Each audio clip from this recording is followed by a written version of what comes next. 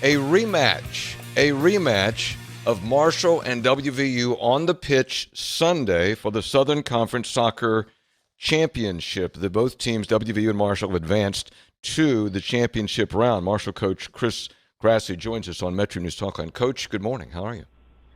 Good morning, Hobby. How are you? I'm well, thank you. Were you? I know you're going to tell me one match at a time, but were you thinking rematch? If I told you that I wrote down on my board once we got into the quarterfinals, I wrote down semifinals, Kentucky, finals, WVU. That was my hope. We of course one match at a time, but that's kind of a dream come true. I appreciate your candor. Thank you, because most coaches would say, "No, Hoppy, we certainly weren't thinking about that. We didn't want to do that. That was not." How are you playing now? We're playing quite well. I think we had a bad week. Essentially, I didn't think in the first game against Kentucky we played all that poorly. I thought we played okay. We just didn't play well enough to win, and a couple of calls went against us, a couple of bounces, and they took their chances. We didn't take ours, but I think the first WVU match was the worst game of the season for us in terms of performance, and could tell you all the reasons why I thought it went poorly, but it was just one of those things, one of those weeks. Nothing really worked out for us in the game, and but we stuck to it, and the guys have got back to playing our way, and we haven't changed much at all. We're kind of very similar to how we were. We're just making the passes and making the runs a little bit earlier and putting the tackles in. So, yeah, I think we're just being, sort of back on track, it feels like. Yeah, Chris Grassie's with us, Marshall soccer coach. Yeah, I watched the match between you all and WVU and novice view. I thought WVU played at a very high level, and again, it just didn't seem like you all had game that night for whatever reason. I know it was slipping and sliding. I know there was that, but it just didn't seem like that was your best soccer. Certainly. Yeah, for sure. I mean, I think it was, some of the guys made some interesting choices that they've learned from, in the game. But I think I really like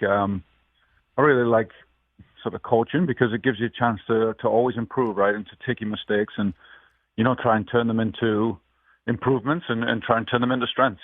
So I think for us, it's a redo. It's a chance to, it's very rare in life to have a second go at anything. Mm-hmm. And the fact that we got a second go at Kentucky and then we'll have a second go at WVU in a match that means so much that's what we really live for. You usually have to wait a whole other season to fix your mistakes.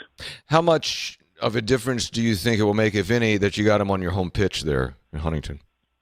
Yeah, I think it'll make a big difference. Obviously we're used to playing here, and I think we traveled a great number of supporters up, and they didn't have a great time up there, and I think to repay their faith a little bit, I think that'll be extra sort of emphasis for us to try and to try and give them some joy and try and give them some reward for the support that they've given us all season. Mm-hmm. Tell me about the play of Alvaro Garcia Pascual. He seems to be at a pretty high level right now. What's going on with him?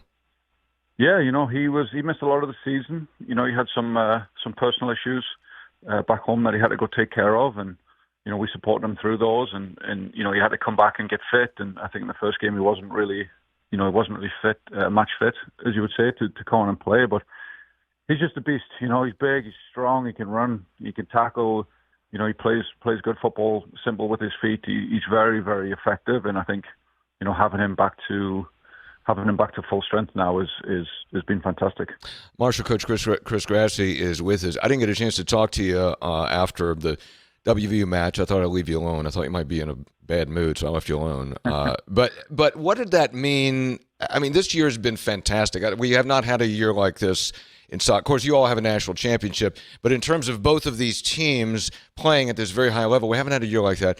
You saw the turnout when you were in Morgantown. There should be a great turnout Sunday. What does that mean for soccer in West Virginia?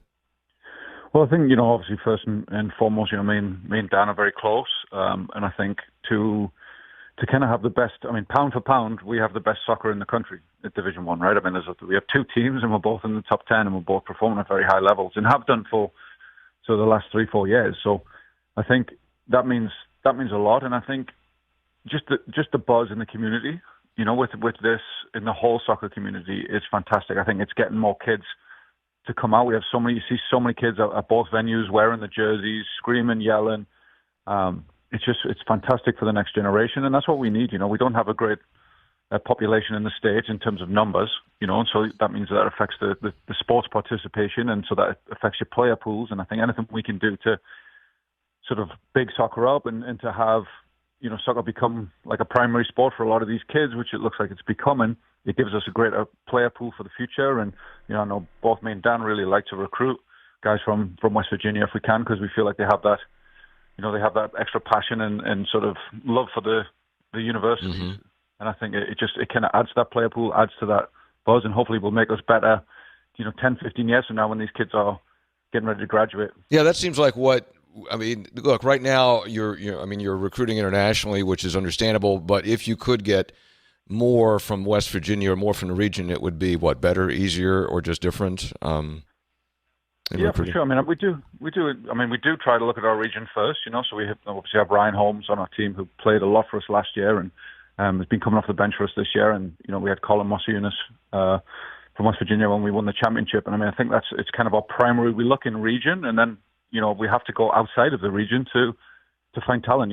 We can't fish in the same pools as Wake Forest and Indiana and, right, Clemson and UCLA. We just can't do that. So we have our own little region. And I think if, we can get players of our caliber in that region, we'll take them, every day.